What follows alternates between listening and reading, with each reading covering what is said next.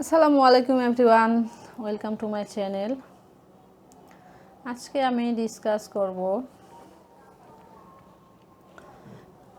Doctor ফস্টাসের একটা গুরুত্বপূর্ণ broad question, comment on the dramatic significance of the good angel and the evil angel in Doctor Faustus. অর্থাৎ doctor Faustus নাটকে good angel এবং evil অ্যাঞ্জেলের কী কী গুরুত্বপূর্ণ ভূমিকা ছিল সেই সম্পর্কে এখানে বিস্তারিত বর্ণনা করতে হবে। তো যেহেতু এটা একটা নাটকের প্রশ্ন, সো এটা অবশ্যই ভেবেচিন্তে লিখতে হবে যাতে প্রশ্নটা অবশ্যই বড় হয়।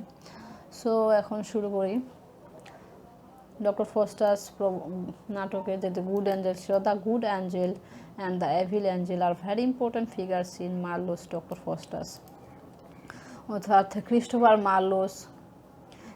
মার্লো ডক্টর ফস্টাস নাটকে গুড অ্যাঞ্জেল এবং এভিল অ্যাঞ্জেল এই দুটা হচ্ছে অত্যন্ত গুরুত্বপূর্ণ ফিগার ছিল। They play a very important role to develop the theme of the play. To a large extent, they are external symbols of the internal conflict between good and evil going on in the mind of Dr. Faustus. অর্থাৎ doctor Faustus নাটকে good angel এবং evil angel অনেক গুরুত্বপূর্ণ ভূমিকা পালন করে। তারা ছিল বাহ্যিক এবং they are external symbols of the eternal conflict between good and evil. অর্থাৎ তারা ছিল, কেউ একজন ছিল ভালো এবং অন্যজন ছিল খারাপ। অর্থাৎ ডক্টর ফস্টাসের মনের ভিতরে এবং বাইরে একজন ভালো এবং অন্যজন খারাপ ছিল। In spite of being an erudite scholar, Faustus wanted to gain superhuman power by exercising black art of magic.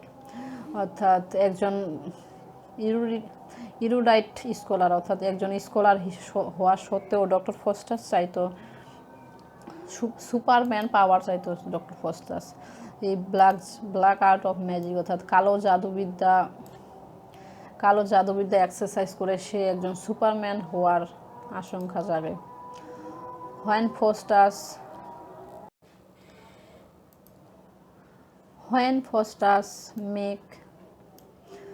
Faustus makes up his mind to exercise black art of magic, discarding God and Christianity, he feels a pang of conscience.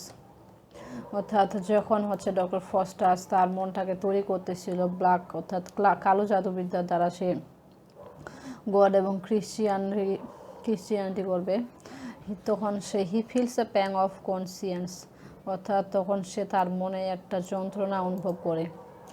At that time, good angel and the evil angel make their first appearance on the stage to exert influence over him their own ways. সেই সময় যখন doctor Faustus কালো জাদুবিদ্যা চর্চার জন্য সে অনুসরণ করতেছিল, সেই সময়টাতে গুড অ্যাঞ্জেল এবং এভিল অ্যাঞ্জেল তাদের প্রথম মঞ্চে সে তারা ডক্টর ফস্টাসের কাছে আসলো এবং Here the good angel urges Faustus to shun the black art of magic and to read scriptures, but the evil angel scores an victory by tempting Faustus with the assurance that by mastering art of magic, Faustus will be lord and commander of the elements. এখানে good Angel তাকে আশ্বস্ত করে যে কালো জাদুবিদ্যা থেকে ফিরে আসতে এবং তাকে ভালো হতে, কিন্তু এখানে খারাপ অর্থাৎ ইভিল অ্যাঞ্জেল অর্থাৎ খারাপ যে অ্যাঞ্জেল সে তাকে আশ্বস্ত করে এই বলে যে তোমার মধ্যে তো শুধু একটা আত্মাই মাত্র, সেটা কখনোই গডের কাছে নতি স্বীকার করবে না।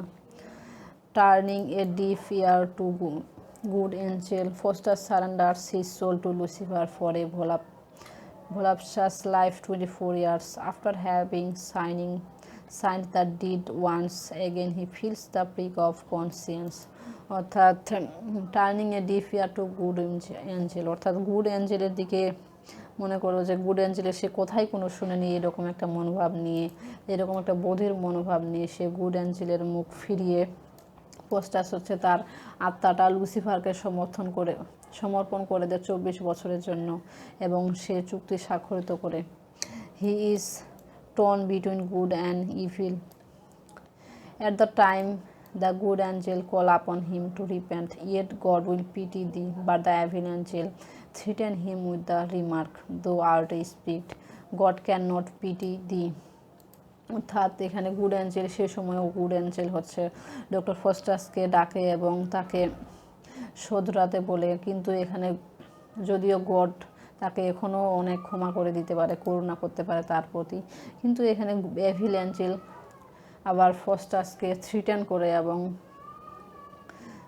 এবং সে ফস্টাসকে বলে যে হচ্ছে যদিও তুমি একটা আর্ট গডের, কারণ গড তোমাকে কখনোই ক্ষমা করতে পারে না, গড তোমাকে কোনো পিটি দিতে পারে না। Though Faustus retains some hope of repentance, the evil angel hits the last hammer to break the faith of Faustus, as he declares, but Faustus never shall repent.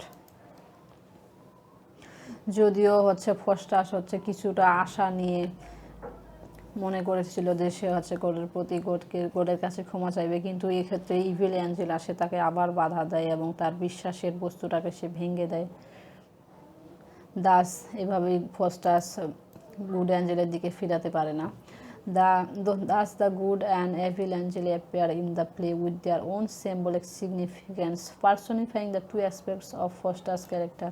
এভাবেই হচ্ছে গুড এবং evil Angel doctor ফস্টাসের চরিত্রের মধ্য দিয়ে একজন ভালো এবং অন্যজন খারাপ প্রতীকী হিসেবে ব্যবহৃত হয়। The former stands for offer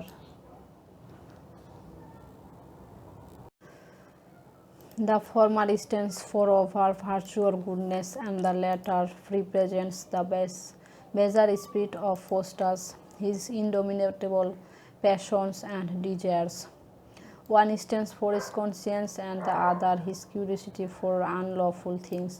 একজন কাজ করে তার ভালোর জন্য এবং অন্যজন তার আনলফুল থিংসগুলোর জন্য কাজ করে। Hence, Harold Osborne has rightly observed the good angel and the evil angels or reality externalization of the two aspects of Faustus' own character, on the one hand conscience, and on the other that aspiration to the novel and romantic that led to his downfall. অর্থাৎ একজন ফস্টাসের ভালো চায় এবং অন্যজন চায় ফস্টাসের খারাপ, অর্থাৎ এই দুটি চরিত্রের মধ্য দিয়ে ডক্টর ফস্টাসের একটা ভালো দিক এবং অন্যটা খারাপ দিক ফুটে ওঠে। তো এই ছিল অল অ্যাবাউট হচ্ছে ডক্টর ফস্টাসের comment on the dramatic significance of the good angel and the evil angel. তো আপনারা এই কোশ্চেনটা অবশ্যই পড়বেন, এটা এক্সামে আসার জন্য অনেক গুরুত্বপূর্ণ। সো বন্ধুরা, আজকে এই পর্যন্তই, পরবর্তীতে আবার নতুন কোনো ভিডিও নিয়ে আসবো। টিল দেন, আল্লাহ হাফেজ।